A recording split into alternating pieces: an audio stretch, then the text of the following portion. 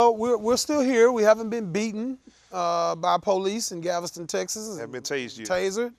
And so far, not a single Chandler Parsons fan has done a kick though in the studio. So, hey, we doing our thing. Listen, we left you folks. We were having a little discussion and reading some posts from some folks on Facebook because I sent out a post saying that, hey, I love Chandler Parsons. I'll paraphrase my comments, but I just don't think he's great, folks. He's not great yet. He's very good, and I just get tired of the media telling me that this guy is great when he's very good. He's not great, okay? James Harden is a great basketball player. Dwight Howard's a great basketball player. Chandler Parsons is not great yet. Nope. I mean, he's just not. Nope. Stop the madness. Don't tell me when I see James Harden score on 3 people in the paint, don't you tell me in the next sentence, Matt Bullock, that Chandler Parsons made that happen. That's crazy. So I want to move on with this because I want to be able to get to a little text and stuff. But I have to say this. There's a guy, Arthur Lattimore. Oh, boy. On Facebook. Here's Arthur's comments on the Chandler Parsons situation. Parsons is the glue to the team, Craig. He's not great, but it's a mistake to underestimate his importance. You have to understand it's only his 3rd year in the league. He will get better. No problem. I agree with that. Yeah. Then he says Chandler Parsons is a top 5 small forward in the NBA. Folks, right now on Facebook, there is still threads running about this because without even thinking about it, I just typed in 10 guys. And I was so frantic when I was doing my typing. All small forwards, some combo guys like Kenneth Fareed, who's really listed as a small, but he plays the 4 a lot. Plays 4 also, yeah. I just started, I'm like, I don't even need, I can just do this out the head. Right. I was so frantic about it. I left Paul George off the list. No, but that turned out to be a good thing because when people started chewing up the list, how can you not have Parsons here? He is at least number 5. I'm like, well, if you consider that I left Paul George off the list, wouldn't that remove him from the top 5? Well, they just ignored that.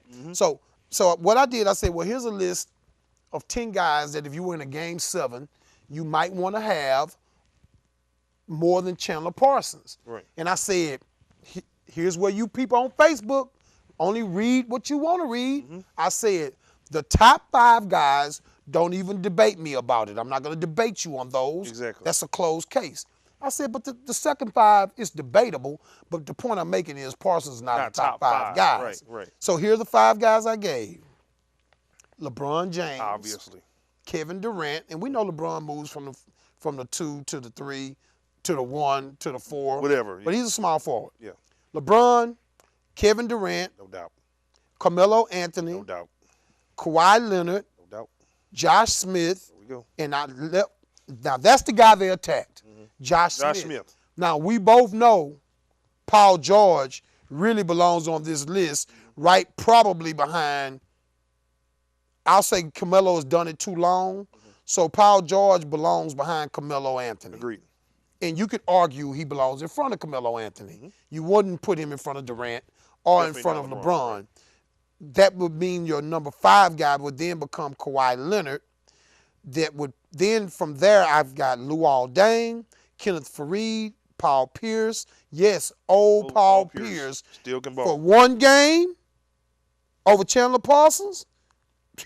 Give me the pride of LA. I'm taking Paul Pierce, baby. Rudy Gay, Nick Bantam, Batum. Actually, the last guy would be Rudy Gay because by adding Paul George, that would push out. Yeah. But like I said, I just did this off the top of my head, folks. I'm like, come on, I can just You don't come even up have to with run 10 guys. numbers. You don't even have to run numbers. You just know those guys are. And I tried to be nice. I said, hey, guys, look, I'm not talking about a great fit. Right. I'm talking about better players. Right. Chandler Parsons is the best fit for the Rockets. Right. But is he a better player? Well, Craig, this and that. Craig, this. You crazy. You're nuts. Folks, you don't see these guys play every day. And unless you watch a lot of NBA, you don't know every nuance of their game. Right. For people to say, why in the world would Kenneth Fareed be on that list? You're an idiot. You obviously You're an haven't watched this idiot. kid play. If you don't know Fareed's game, if you don't think it's comparable, totally different games, but if you don't think he's comparable to the talent of Chandler Parsons, you just haven't watched enough NBA basketball. Yeah, exactly. You know, you just haven't. So, look, we could go on for days and days. There'll be posts in the future that we won't agree on, but what we will always do with you with HMW is we'll talk about it. We'll debate it with you. Speaking of debating, there was another post that we put on Facebook. We love to do this with HMW. I said, my God, people, this is so simple. Read my lips. I went George Bush on it. When you have a J.J. Watt already on the roster and a DeJavian Clowney is available, you build on a strength and you draft Clowney. I could have easily have went further and said, why, you know, with these quarterbacks. Look at the teams that are successful. I'm not a Manziel guy. If this is your first time watching this show, I don't do Johnny Manziel with the first overall pick in the NFL draft. I don't care about nothing off the field. I don't care about nothing but what I've seen in games and with all of his football traits on the field. He's not a number one overall draft pick. A lot of people I respect thinks he's worth it. Some that thinks he's worth the first round pick. I don't believe that Johnny Manziel is worth the first round pick. I don't. Right. I think in 3 years from now, Johnny Manziel will be somebody's mistake and likely going to court for a DWI. That's what I think. I think he's a third or fourth round draft pick. I know that's an unpopular view. I know my brother went to Texas Tech.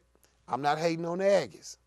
But I just don't believe that Johnny Manziel, and I think it will play out over time, that Johnny Manziel turns out to be just what I said he is. If the Texans draft Johnny Manziel, I'm going to pull for him. That's our team. I'm going to pull for them. I'm never going to hate on him because I'm making the statements I'm making today. Because I want to be right. It's not that I want to be right. It's what I think he is as a football player. Well, there's some people that had some things to tell me. Uh-oh. The Manzielites. Look, everyone knows that I'm not a Texans fan. This is from Ryan Phillips in the Real Deal Sports Talk group. Oh, my goodness. Look, everyone knows that I'm not a Texans fan, but even I know if you don't have a quarterback, you ain't going nowhere. I almost said something there. Not saying first rounders are guarantees, but if you have a choice with the best quarterback prospects, you better have a damn good scout and choose the best quarterback you feel is available. Taking a safe approach don't win championships. I'm just saying. Richard, is drafting DeJavian Clowney with the first overall pick taking the safe pick? And if it is, what's wrong with taking the safe pick when you have to get the number one overall pick right? What's wrong with that? Because that's a position of need, just like the quarterback position is for the Texans. And I don't think that it's a quote-unquote safe pick per se, because you have, first and foremost, you have a definite need at quarterback. And to draft Jadeveon Clowney, you know, you're bringing in a kid obviously with an amazing skill set, you know, physically. You've seen what he can do on film. But you don't know per se if that's going to work. You don't know how, you know, that's going to translate to them, you know, being more successful defensively. So there is a smaller, I would say there's a smaller amount of risk involved, but it's not safe. I think it's aggressive. You're saying that no matter what, we're going to draft guys that can get up the field, that can put pressure on the quarterback, that can create turnovers on defense, and then we'll address the quarterback situation at another time. I don't think that there is a quote-unquote safe pick in this draft. I think that you have guys that have a variety of skill sets. Clowney is a guy that, you know, is just an amazing off-the-charts type freak. Yeah. And I think that's where a lot of the value comes in that, you know, what he could bring to the table. But we don't know how he's going to fit into that. Drafting is inexact science, risky business. Exactly. So in an inexact science, risky business, you draft the guy that presents the least amount of risk per the draft pick. Right. And there's a greater responsibility on a GM and a head coach depending on what the pick is. Folks, we're talking about the first overall pick of the NFL draft. Exactly. And when you talk about the first pick of the NFL draft, there's just a larger responsibility to get that right. Interesting post here from Terrence Maxwell. T-Max. Let's face it, y'all. This was one of my favorites. They're not listening to us, and they shouldn't. If I'm Bill, talking about Texas' new head coach, Bill O'Brien, if I'm Bill, Rick, Jim, Rick Smith, and Bob, owner Bob McNair, I sure wouldn't listen to us. Instead of Johnny, Teddy, or Clowney, they might get Khalil Mack or move back and get Justin Gilbert and make Brock Osweiler or Freeman a starting quarterback. That ain't happening. Wow. So prepare to be sad and mad on draft day and watch your other favorite team win, parentheses, because we all have one. I love this post. And if the Texans somehow magically win, prepare to jump back on the bandwagon, acting like you knew what was down from day one. My man, you are an honorary member of HMW, whether you want to be or not. No doubt about it, man. I love that post. Also, another quick one real quick. Here he says, this is from Lewis Anderson. He says, I have a feeling we'll be surprised to find that at least one of the top 5 rated quarterbacks in this draft will still be there at the first pick of the second round. Actually, we shouldn't be surprised because it happens every year. You're absolutely right. Absolutely. And there is if the Texans, you know what, here for you Manzelics, here's what I'll compromise with you. Though I don't think Johnny Manziel is a first pick of the second round guy, but if the Texans were to draft Jadeveon Clowney, in some kind of way, Johnny Football was sitting there when they got ready to draft in the second round, and they went ahead and drafted him. I wouldn't call it irresponsible. No, not at all. But if you draft Johnny Manziel with the #1 overall pick, it's irresponsible. We up out of here. We'll catch you later.